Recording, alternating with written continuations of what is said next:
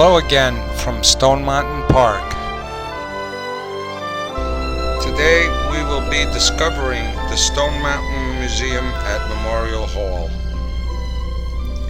This museum features artifacts and stories that span 12,000 years, from ancient civilizations that lived on the mountain to the present-day park. An exhibit displaying how the carving was created. Be sure to watch the video before entering the museum. It is free to view this film. Learn how it came to be through exhibits featuring original designs, scale models, and the 11-minute feature film, The Men Who Carved the Mountain. Also stand beside full-scale replicas of some of the elements of the carving while enjoying a grand view of the memorial itself. The life size of 2 of the 3 stars in General Lee's collar. Then you can walk outside to the back patio of the Memorial Hall to view the carving on the mountain. This is the horse Blackjack's bridle, life-size replica, just to see how big that is. This exhibit shows how much larger the carving is than Mount Rushmore. To give an idea of how big Jefferson Davis's horse, just the nose and the mouth. This is how big it is. Front veteran granite cutter, that's the front guy. He's the cutter.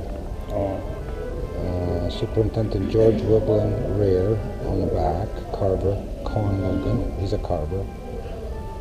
3 months later, after this picture was taken, Williams was killed when he fell from the scaffold. Yep. The face of General Lee started in 1928, completed by master carver Teodoro Bottinelli. Gutzon Berglund was initially contracted to carve a much larger relief in 1916. His name will be recognized by his next project, which was the presidential carvings on Mount Rushmore in South Dakota.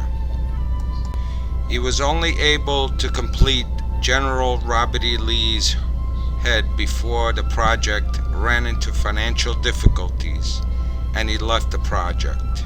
Augustus Lukeman, the next person to take up the project, he decided to start with a clean slate and blasted Lee's head off the hill, and work continued until 1928, when it stopped again.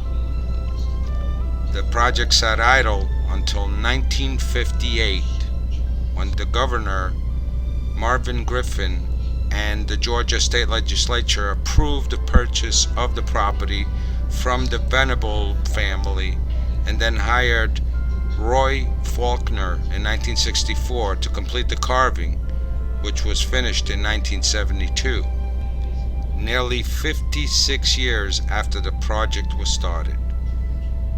Carving the right so the cracks, make sure all the rubble comes out, because then every inch is 1 foot. This gives you an idea of what the original carving was supposed to be in 1916, which was supposed to be the same 3 people fully carved out, leading an army that was marching across the face of the hill. That would have took way more than 20 years, that's for sure. President Richard Nixon was to attend the dedication ceremony on March 3rd, 1972, but he had to decline due to scheduling conflicts, so Vice President Spiro Agnew came instead.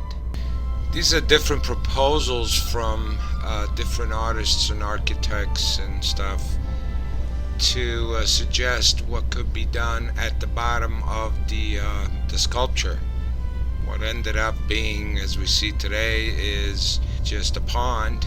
Then you have monuments on each side, which is the Statue of Valor on the left and the Statue of Sacrifice on the right. There's lots of things to discover about Stone Mountain at the museum and Memorial Hall. It's a sacred ground, it's a landmark, it's a refuge, meeting place, it's home. Stone Mountain has been many things to many people. Discovering Stone Mountain Museum features artifacts and stories that span 12,000 years, from ancient civilizations that lived on the mountain to the present-day park. Learn about Native Americans and pioneer settlers.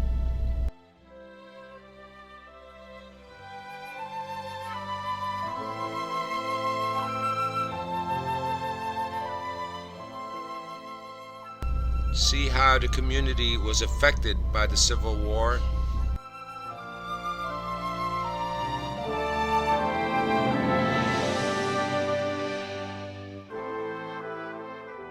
And how Stone Mountain granite helped build the local economy. This is where it happened. The spot marked X is where the car started the slide down to the mountain into the tree. Here's the X. So he started up here. Look, the arrows, and he slid all the way down there. No, that's where his family once owned the property where Confederate Hall now stands today. Was a former rescuer of people and animals. Elias practically lived on the mountain, making the first rescue when he was only 13. People soon came to rely on him, and throughout the 1930s, 40s, and 50s, he was called upon routinely to save frightened visitors who had slipped too far down the mountain's sheer side. In 1957, Elias was awarded the Carnegie Medal for heroism for his rescues and was recognized by the governor of Georgia. Few people knew the mountain as well as Elias, who used his love for this place to help countless others. So he lived where we got down at the bottom of the mountain where this Confederate Hall is, where that building we went in, we got the papers. Special place, Stone Mountain, dear to the hearts of many people, local residents and visitors alike. For this story, we asked families of the region to share some of their photographs of moments on the mountain during the 20th century.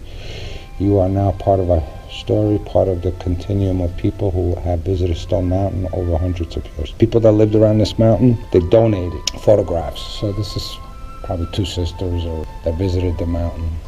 And these are the carvings. We saw this one. I got a picture of this one. Got this one, I'm pretty sure I got. And I hope you enjoyed this video. And stay tuned for more scenes from Stone Mountain Park. Have a great day.